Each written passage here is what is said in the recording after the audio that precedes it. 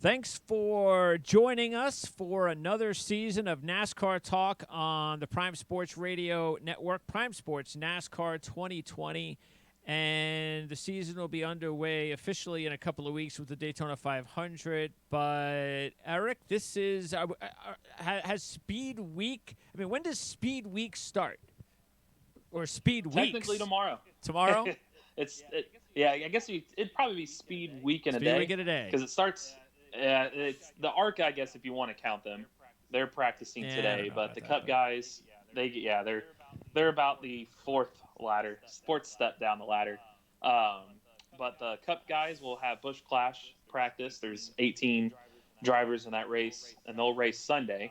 And what's that about? That's an exhibition. It's like an for all-star a race. check. Yeah. Yep, that's about it. Just I'm not sure what the money is these days. How many laps? 75. Okay. And you'll so have what is it, like a practice? 25. In a way, too? Kinda.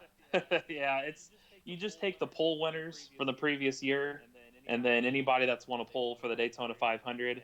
And if you're a playoff driver from last year and you didn't make those like requirements per se, then you're also in it. So that's how they get to 18 drivers, and they'll run 25 laps.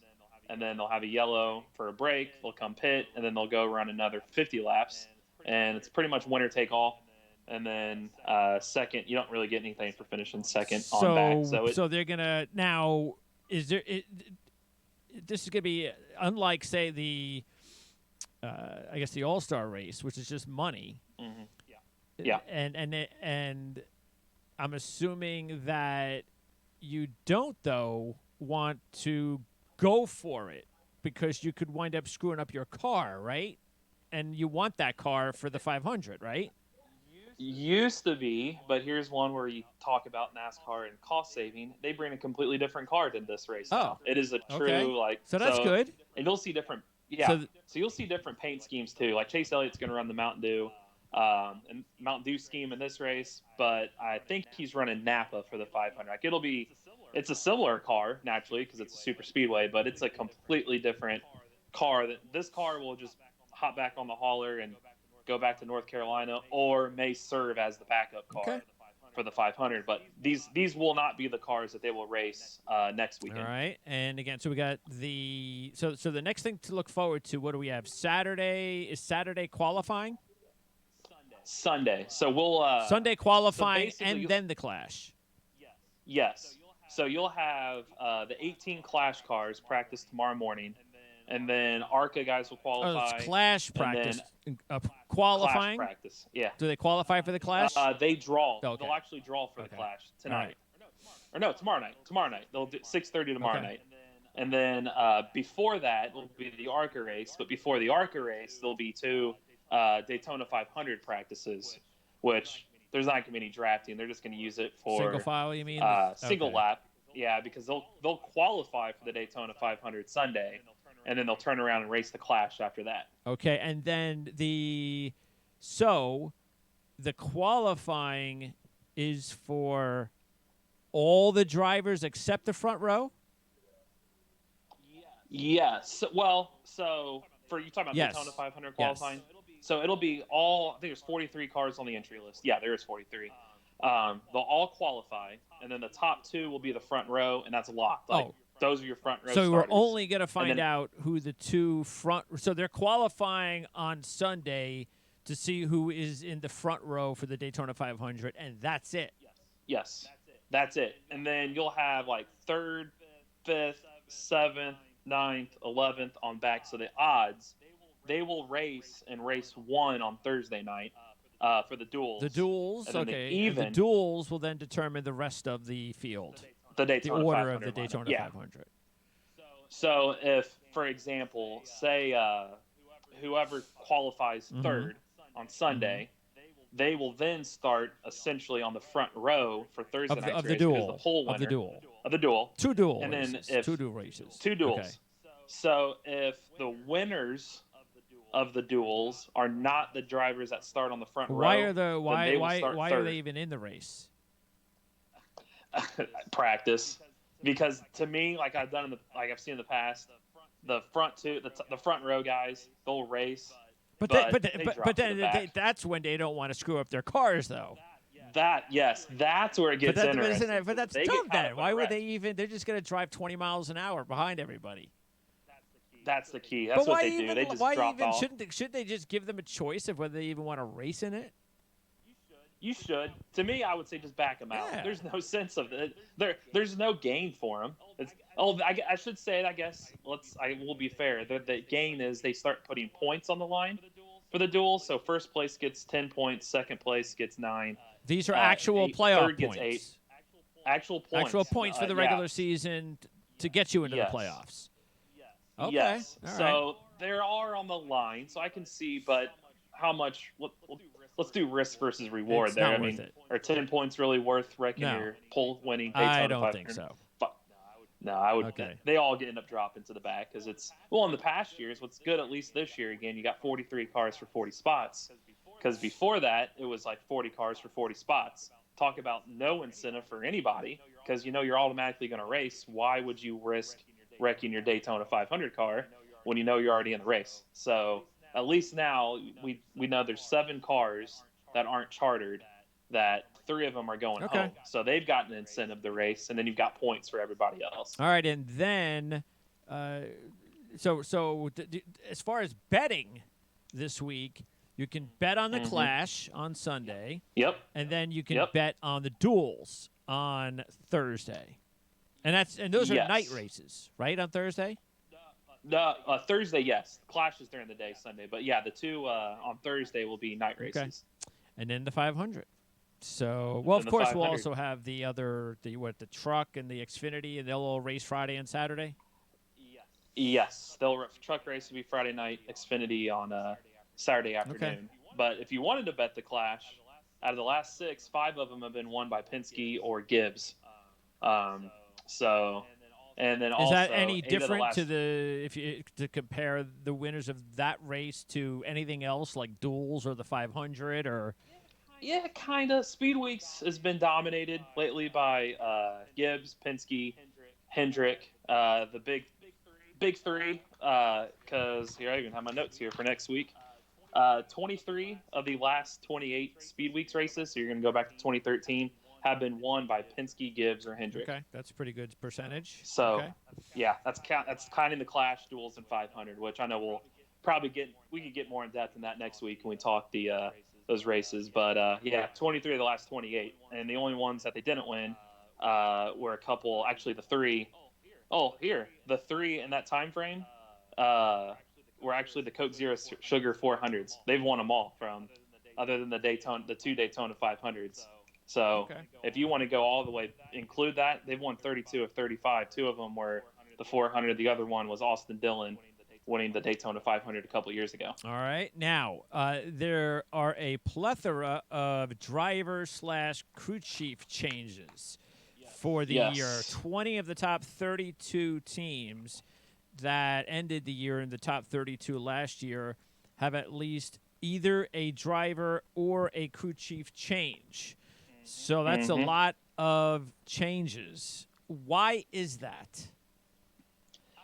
I honestly think because of these contracts these days, everybody's on a shorter leash, and everybody's wanting to find if they feel like they're struggling a little bit, it's easier just to make the change. Why is everybody on a shorter leash nowadays compared to even just 10 years ago, 5 years ago? Why? I mean, I understand all sports. Everybody is coaches nowadays get a couple of years if you're lucky. Maybe hockey, you get a couple of months. Maybe this is the most the closest resembling of the other major sports regarding limited time base for patience when it comes to running your team. But normally you get a little time. But I get it where nowadays it's gotten really bad. But in particular, is there a specific reason in NASCAR why they've gotten real impatient? A lot of it's money. It depends on how much money a driver brings, and if that funding dries up, somebody else has it. Or the other thing is they're always after that younger driver. And like Gibbs is a prime example. Christopher Bell, they had to find a new home for him because there's only so much he can do. Well, give me some changes then that you think were too impatient that just sake of change, or do you think 90% of the changes made sense? Whether that you liked the actual change, but hey, change was needed. I think the biggest, I would say most of them were needed. I don't know if Roush, I will say, I don't think that was necessary for Stenhouse to be let go. He had a contract and they broke it because these contracts aren't as fluid as they used to be, that you can have on the dotted line that, yes, you were through 2021. Well, did he get paid? All these out clauses. Did he get paid? I don't know if he did. They're pretty tight-lipped about that stuff. I would think he's got some sort. Yeah, they had to have some. Okay, so who took over? Chris Buescher. So really? Essentially, he drove the 37 for JTG. So, and Stenhouse went to that team. So basically, think of him flipping seats. And I get Buescher. He was a former Roush development driver. He won an Xfinity Series championship for him. He was on loan to JTG and Front Row Motorsports. Before that, he was still technically under contract with Roush, but they were loaning him because they wanted him to stay a Cup driver and kind of fronting the bill for that team. And so I get wanting to bring him back. He did good enough job at JTG. It's like, all right, let's see what he can do in our equipment. But should it have been the expense of Stenhouse, who's given him 2 Xfinity championships? He's the only one to win races for him since Carl Edwards. It, to me, just seemed a little Bush League to get rid of a guy who has a contract in place, who has had arguably the most success for you lately, just that quickly. I mean, I get Ryan Newman came in last year, made the playoffs his first year with Roush, and Stenhouse has struggled, but can you give him kind of some time here? Could you maybe put him and Buescher together, maybe expand the third team? Okay. But instead, I don't necessarily agree with that one. Daniel Hemrick's another one, Rookie of the Year last year. His stats were Rookie of the Year gets similar. canned. Got canned. And his stats were similar to Austin Dillon's. There wasn't much of a difference. In fact, Hemrick, I think, ran better than Dillon, and he was a rookie, but Austin Dillon's Richard Childress' grandson, and he's not going to fire him. And Tyler Reddick has now won 2 straight Xfinity Series championships, and he kind of gave Childress the ultimatum, either put me up in Cup or I'm not going to re-sign a long-term contract. I will go look elsewhere. So Childress thought, well, I need to bring him up. I don't have the money for a third team. So if you take the nepotism out Hemrick. of it, you believe that it should have been Hemrick with Reddick, and Dillon should have been the one on the way out. That's if you look at stats, that should have been how it happened. But of course, that's not how they happen. Okay. Money and relationships are the reason people have jobs more than stats. I mean, that's not fair for a driver. I mean, he won Rookie of the Year. I mean, how is that a bad thing? And he's out now, right? He gets no full-time job. He's out. He's down in the Xfinity Series, and he's not even full-time there. Oh, wow. Yep. Okay. See, he's with Junior Motorsports at least, but he's running 21 of the 33 races there. So he can't even win a championship there. No. And what happens? So then where do you move back up to? All these drivers, these younger guys are taking some of those seats, but there will be some shuffling, which I'm sure we'll get to with some free agents. It's a big free agent class this year, so kind of like that was. Yeah, there's just needs. Look, we talked about. We'll keep. We have a new audience every year, so we'll always kind of have to bring all these things up again, and this will be the first time we'll talk about it. I'm sure we'll talk about it 20 more times before the end of the year, but there does need to be some sort of major movement when it comes to this particular problem, because if you are going to have X number of drivers race every week when they really don't need them, based on the way that it is, because you're only realistically, 16 drivers maybe realistically each week have a chance to win, and there's double that on the race course more than double that on the race course every week. So if you are going to have that many drivers out there, then you've got to figure out a way to make sure that those teams from 17 to 37, whatever, the 40, those teams have got to be able to have a shot to win. And if they do have a chance to win, then they will have seats for talented drivers like Daniel Hemrick. That's true. That's the big problem. And the other problem is you got charters, and I get why they're in place. There's 4 teams max that an organization can do, and I get it. You don't want to see 12 Gibbs cars and 13 Hendrick cars and 8 Penske cars, and it's like, well, your field is literally just 3 or 4 teams, because that's what it would become But these teams are forced to make decisions because they're maxed out at 4. Well, Gibbs, well, look at who they've got. Kyle Busch just won the championship, arguably the best driver right now. I mean, he's always a title contender. Martin Truex Jr. just came over there last year. He's been a title contender. Denny Hamlin, he won 6 times last year. And you got Eric Jones. He's only in his, third or fourth year, a young budding star. But you've got Christopher Bell, who's won twice, almost won 2 championships in the Xfinity Series. He's won 15 times, I think, in there. And he has to be moved up the cup. I mean, what gain do you have by bringing him back against that level of competition? But he can't drive for Gibbs because they're maxed out at 4. But if he is going to drive from Gibbs, who do you let go? Why do they have to make that decision? All right, now why do they have the max? All right, so explain to me then if some of the big teams can add a handful of more drivers to their team, then and that means that they'll have the money to pay for these drivers. That means that those drivers that will seat in better equipment will then have a better chance to win than other teams that are out there with one driver per team that don't have any chance to win. So why does NASCAR believe that that's a better way to go?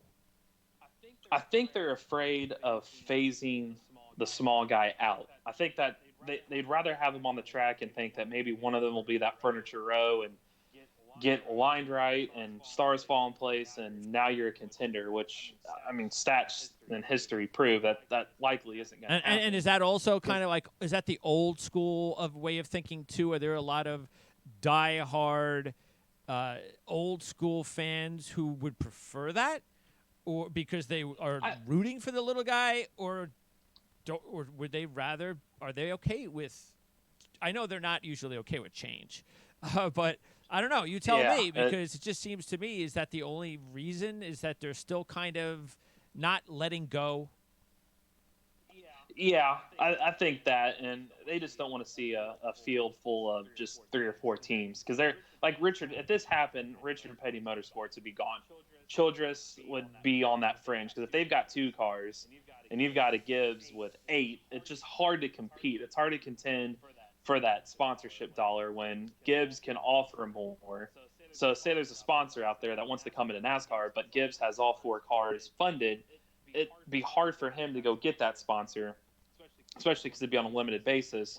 When someone like Richard Petty Motorsports like that, like, oh, we need sponsors. We could be cheaper than, say, a Gibbs, and you can have full season. So it kind of keeps, I guess, the pool bigger and more people can fit in it and play their game. But again, you got to be realistic. Are they even challenging for wins anyways? I mean, it's the same.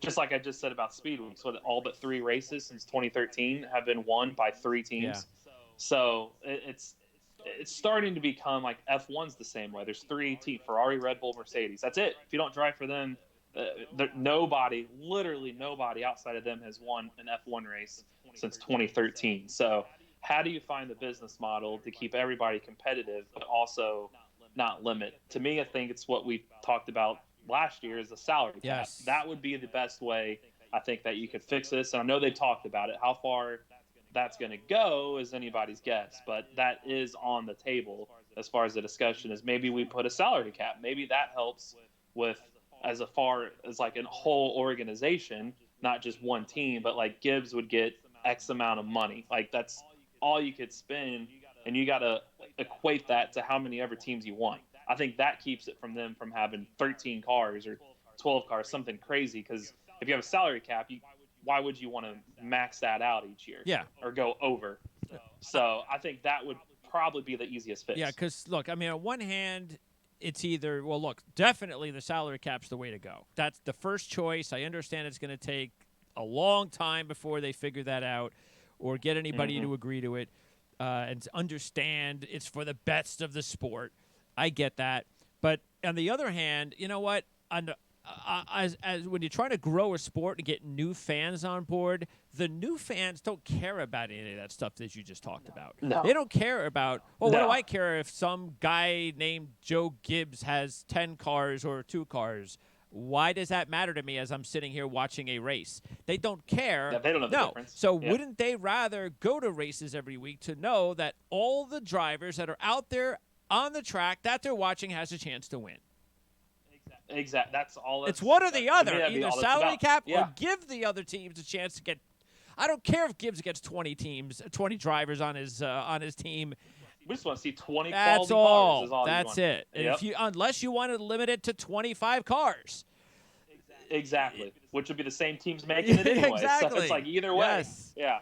There's. I think the easiest I would say would definitely be. I mean, most other leagues have the salary cap. Why can't NASCAR? And then you can put a luxury tax in place. If you go over it, we're going to take that money. We're going to give it to the little guys. And you're almost, if you want to go over, you're going to pay for their other rights too. And maybe that makes them competitive. But past that, I don't know much more change you can possibly and you know what? do. I don't care even if they wind up doing something like you said. They have these. What is it called? Where one of the teams with a lot of money, they have another team that's a one-off, and they help that team. What's that called again? Oh, like an alliance. Okay, it's an alliance. So I don't even care if they started out that way, where they say, okay, the team with a lot of money, they're going to have 10 little alliance teams because they could only be one. So let's say Joe Gibbs can only have one driver, but he's got 10 alliance teams, and he's kind of helping those teams, supporting them because, hey, they just can't afford it. I even think that's okay because at least you are giving another ownership group, another driver, another here, another there. Everybody's at least getting a shot. So and that's kind of what they're doing. That's where Levine came on. They were a small family-run team, Christian organization out of Texas. Struggled to make it, but they were there. And then they jumped on with Toyota last year, kind of filling the Furniture Row void. But it wasn't like a full partnership alliance with Gibbs. And then they were smart. They stayed with Toyota. They wanted to bring DiBenedetto back, but they played hardball. Like, how bad do you need us? I know you want Christopher Bell up here, but how bad do you need us? Because if not, you're going to have to let one of your other four go, and we'll just sign them. So it came like, all right, we need you. So now they think of Levine Family Racing, who we saw, we talked about that last year, kind of the little guy. DiBenedetto was kind of the fun story. That's a fifth Gibbs car this year, basically. Yep. Look at that car. That is a fifth Gibbs car. So to me, what's the difference anyways? Like you said, what that's people don't know. If the common fan is not going to know that that's a fifth Gibbs car. Yeah, it's sort of like it's just a loophole. It's like when we talk about the owner. What is it? They have the owner championship and the driver champion. Owner and driver. It's like nobody cares about the owner championship. I mean, it's just a millionaire club in the garage. They make such a big deal out of, well, we got to do it this way because of the owner championship race. Well, nobody cares about it. So why would you? Why do you make rules that screw up the real championship because of some championship that nobody cares about? Exactly. So this is some old school thinking that they've just got to get over. But I will say. Well, before we get into the schedule part of it, because that's where they've made a lot of good changes, a breath of fresh air. Breath of fresh air. I don't know where that came from. But anyway, fact is that there are some other things to talk about on the driver's side with Jimmy Johnson's final year. That's not a surprise. We thought that was coming last year, the way things were going. And then the big question is going to be who will take over for Jimmy Johnson. Yes. And whether or not you even think Jimmy Johnson will be any different this year than the last few years. I think first, I do think he'll be a little bit different because if you look at when Cliff Daniels took over, they seem to be more competitive, more on par with their teammates. He was qualifying better. So I would be curious for a whole season. It just seems like when Johnson's against the wall, like the storybooks ending, look what happens. He won that 7th title out of nowhere. So I do think, I will say, I think his winless streak comes to an end and he makes the playoffs.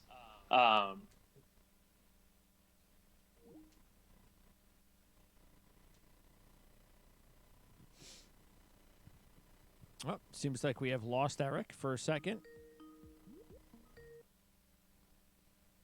Eric, you're back. I'm back. I lost you. There we go. I do think so I'll pick up where I left off. I think he'll win a race, make the playoffs. How far he goes, I don't know. But it'll be a step in the right direction for him if he wins the race. He can't go out like this. Do I think he'll be better? Yes. I do think they'll be better and contend a little more. Chevy's got a new car. I'll be curious how that races. It's supposed to be better, but we've heard that before. We won't really know until we get to Vegas in week 2 because Daytona is a different beast. Okay. But in terms of who will replace him, that's a quality ride right there. Kyle Larson's a free agent. Ryan Blaney's a free agent. Brad Keselowski's a free agent. Eric Jones is a free agent. Matt DiBenedetto is a free agent. You got all those guys. Those are quality guys you can bring in. Or do they go with like an Xfinity driver, a younger guy, like they typically have done in the past? I think that's going to be the big kind of silly season domino to fall because you got all those free agents, but they're all going to want that ride. I mean, the ride's won 7 championships, 83 races. Oh yeah. So that's until that ride falls in terms of that domino who takes over. I don't think any other silly season starts because everybody's kind of there. Larson makes the most sense. He's in his mid-20s.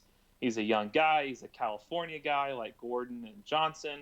But the only hang-up with him is he made it adamant he is still going to run midget and sprint car and dirt races. And this next contract is going to allow him, he said, to do that. Ganassi allows him to do that. So does Hendrick, who's notorious for not letting his drivers run any extracurricular races. I mean, if you look, you don't really ever see those guys in Xfinity races even. It's just more Cup only. Okay. He doesn't let them run dirt. So does he say, oh, you know what? I'll let you run. Yeah, you could run your dirt races. I'll hire you over here. If not, Brad Keselowski used to be a junior motorsports kind of Chevy development guy.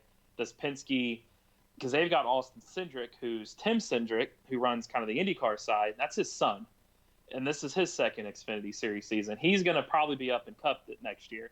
Does he replace one of those guys, or do they move to a 4-car team? Penske's got a lot on his plate. I can see him saying, I'd rather hire Ryan Blaney back, keep Joey Logano, bring Austin Cindric up. He's a young driver, maybe cut ties with Keselowski. So that's a make-or-break season for him because if not, then who's to say Hendrick doesn't bring Keselowski over? And so Hendrick can sit and wait to see what other moves people make as well. So that it's going to be a big kind of web type deal we're going to be talking about a lot this year because those are some big name drivers that are going to be sitting there with, again, more movement potentially for next year. And as far as the crew chiefs, as you mentioned, with Keselowski over there, you've got everybody's basically switching crew chiefs with Penske. Yeah. And it to me, just looking at it, the one driver that benefits the most is Ryan Blaney. Yes. Yeah, he's got a good one. Keselowski ends up kind of, to me, the short end of that stick, too. Yeah, he's got the unknown. He's got the unknown. Yes. He might end up with the best one. You never know. But and he worked with Bullens and like Xfinity and some trucks races, so they've had a history. So I get the move. Yeah, it's no knock on him. It's just that the other two guys have won championships. Yeah, more proven. So and especially in a contract year. I mean, we've seen people that the longer it goes, the more that's looming over your head. We've seen that in stick and ball sports. You've seen guys that it could be a contract year, and I mean, look at the Dallas Cowboys for a prime example. Zeke and Dak and all those contracts and how that thing about imploded. Penske's kind of in the same boat. 2 of their 3 drivers are free agents. I mean, they literally do not have a contract past this year, and now you switched all the crew chiefs up. To me, that's message sent. But it's not like they were that bad last year. It's just I think Gibbs was that good. So you had 5, 6, 8 in the final standings, and they completely changed everything. Just yes, the car numbers stay the same, but think of Keselowski's driving Blaney's car last year, and so that's a big change. It takes a while to get. It's like a new coach. Sure. It's going to take a while. Same thing with Truex. I mean, the unexpected departure of Cole Perniman, that was his. That's huge. All the success was with him. He's never worked. Yes, James Small was his engineer on these teams, but he's never been a crew chief before. We saw how long it took Pern and Truex to figure things out. Yep. And that took more than a year. So it took over 2 years for them to figure things out. So yes, it's not guaranteed. I think Truex, out of all the top drivers, he's the one going into this year that, and maybe Keselowski, but he's the one at the top of the list that might have the biggest fall if things don't go well. Right now, going into this year, I agree. I think he's going to be the biggest question mark because right now I'm going to say it's a fall. I mean, how do you lose such a? I think 23 of his 26 wins were with Cole Pearn. You look at what he's done the last couple of years. It's a new voice. I mean, that's been his. When he changes Furniture Row, they find out they're going to shut down. Cole Pearn's there. Oh, I'm sorry, Michael Waltrip Racing. They find out they're going to shut down. Cole Pearn's with them. They come to Furniture Row together. They have all that success, and then Furniture Row shuts down. They go to Gibbs. Cole Pearn's there. It's kind of like that safety blanket for him. Well, now he's gone. All that success. Truex can. We've heard the scanner. Hey, Cole, fix my car. I need this. He knew how to get his car to what he likes. James Small doesn't. He's never been in that situation before. I mean, they've never ran races like that before. So to me, that's going to be the biggest potential drop out of anybody on that. I mean, you got to look at, too, the championship fours. Busch, Harvick, and Truex have been the mainstays. It's been those three and then somebody else. Well, the reason why is the driver-crew chief pairing has been so good. Mm-hmm. Busch and Adam Stevens, Kevin Harvick and Ronnie Childers, Truex and Cole Pearn. Now you took that away. And then you got the Penske's that they've been kind of the next best. Well, you switched all that. So that's why I feel like that's going to be a big deal. Does that allow somebody like a Kyle Larson, a Chase Elliott, somebody that's team didn't change, they've got that rapport together, that do they slide up and take those couple spots? So it's going to be interesting. Yeah, it'll be an interesting start to see how long it takes for them to adapt to one another. All right, in the last 5 minutes, let's talk about the schedule because a lot going on with the schedule. The couple of the biggest things. And we talked about this last year. Love the fact that the regular season finale is in Daytona. Yes. So that will be very exciting to know that drivers that Calamity Corner. Yes, teams that are on the bubble could get bounced out with bad luck, and that's usually what does it at Daytona. Throw in the fact that we've got what we also talked about last year, which was going to be exciting this year, and that is the back-to-back within 24 hours, 2 races at Pocono. Yep. So that's crazy. But again, and they're inverting the field. So the top 20 for the first race first will start last, and second will start second. So they're going to totally invert all that. So it's going to be an interesting. So if you're running 15th with 2 laps to go of the first race, do you slide back? Interesting point. That's great. I like that. That, again, considering strategy. That Pocono is another one of those boring racetracks for the most part, especially with all the rain that would always come into play. Maybe this is going to be something that could save them. Also like the fact that Bristol gets one of those, what would you call it, end of the round? A cutoff race. Yeah. So that's great. Yep. Bristol night race gets a cutoff race. And the big one being Homestead. Now, look, I don't mind that Homestead isn't the race for the championship anymore. To me, Phoenix is a lateral move. It's just, you went from one hot environment of a fan base that's really not. I mean, look, Phoenix fans are okay. They're good. They're all right. They're fine. They're better than Florida fans, but they're okay.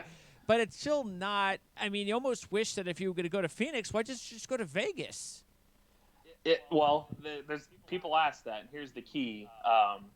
Vegas is owned by SMI, which is Bruton Smith's company.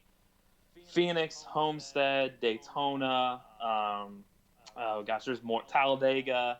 They're all owned, and there's more than that, but they're owned by ISC. So they had to stay in the racetrack family, basically. Yes, because who owns ISC?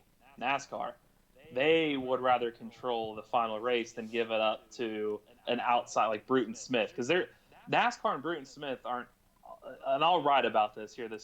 They've never been exactly aligned. They were always felt threatened that Bruton was going to start another NASCAR or try to buy them out. So they've kind of United States, North Korea type deal. Like, we know you're there. Let's not provoke each other type deal. We'll exist. And that's kind of how those two are, without the volatility of the United States and North Korea. That's probably a bad example, but they're not exactly eye to eye. Okay. So NASCAR would never give. I can't say never, but I don't see them ever letting him have the season finale when they would rather have the finale on one of their tracks. That's why NASCAR is trying to buy up all the tracks so they can control all of them. They can control the dates. They control where they go. That would make sense. A sport where you can actually the people who run it can actually control the venues. There you go. I mean, that's what they're trying to do.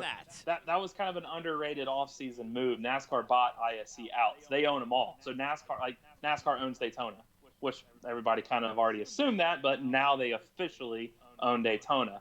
So the reason they moved Homestead off the finale and put new blood there, well, who are they going to choose? They're going to choose one of their tracks. Yeah, sure. So that's where Phoenix came around. Okay. So I would like to see, and the drivers were talking about this towards the end of last year, they're fine with moving. Homestead, Phoenix, the short track package last year was god awful. Yes. And this year they've made a change. They've taken some of the downforce away, the spoiler's smaller, tires will degrade faster, kind of trying to go back to what it was in 2018, which was an excellent package. So the big reason they did that was because Phoenix is the finale, and you can't have Phoenix finale run like Phoenix the final race before the championship last year. So they're trying to help it. So we'll see what happens. But if it works, I hope it does. They want to make it kind of like the Final Fours and Super Bowls, where it's a rotating championship venue. So that way it doesn't favor one driver. That's all right. That's the way it should be. Yeah. That's what we've talked about all along. Yeah, absolutely. The only problem would be you've only got so many tracks you can go to, I guess. That's okay. November. I mean, you don't have to have 15 different tracks. You can run Fontana. You can run Phoenix. You can run Homestead. Hell, I mean, run Daytona. There's the southern tracks you can run. They'll never do Daytona. They'll never do Daytona. We'd love it. Pipe dream. That'd be crazy. awesome, but they'll never do it.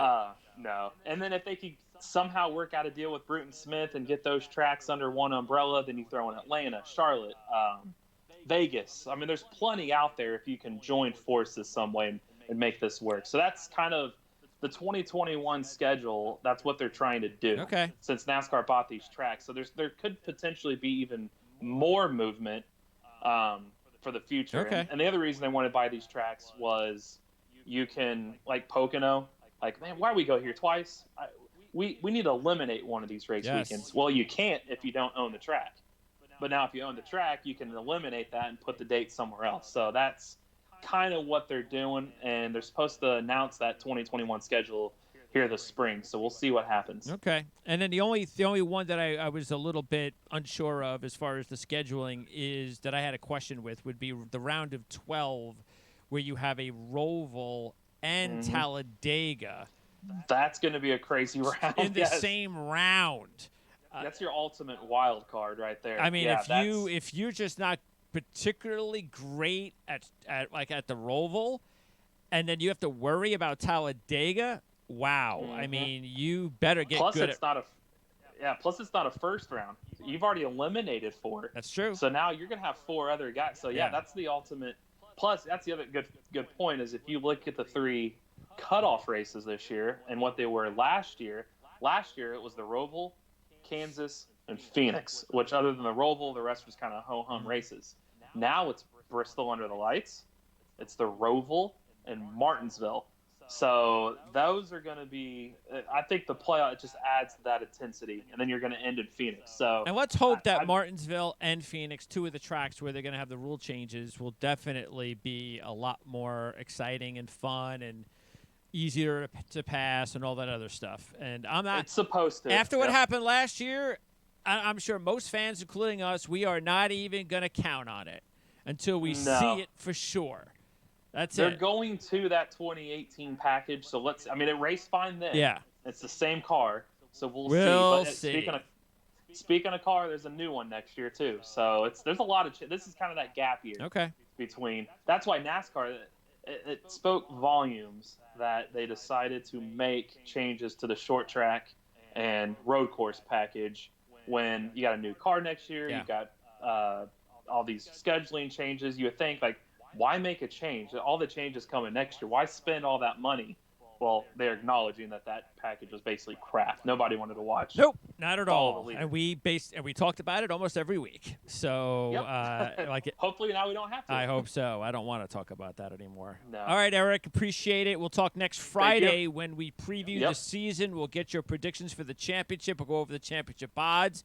And, of course, we'll get the odds and your picks for the Daytona 500. So enjoy the week, and we'll check you out over at racereviewonline.com. And you also have an Instagram page, right? Yep, Eric Race Review. So, yes, Instagram as well. And I'll have some photos from Daytona next week. And we'll be talking to you from Daytona next week. Yep. We'll have to see if I can, behind me there, we can get some grandstands or something. That sounds good. And we'll also make sure that maybe we have a 20-minute cutoff point before you get cut off. And your video. Well, that was a call coming in. You see, that probably we know what's going on there, but the viewer is going, well, that's just weird. I can't even see him anymore. I'll have to put a PSA on my social media. Yeah, do not call me during this time frame. Excellent work as always, Eric. We'll talk to you next week. Thank you. Appreciate it.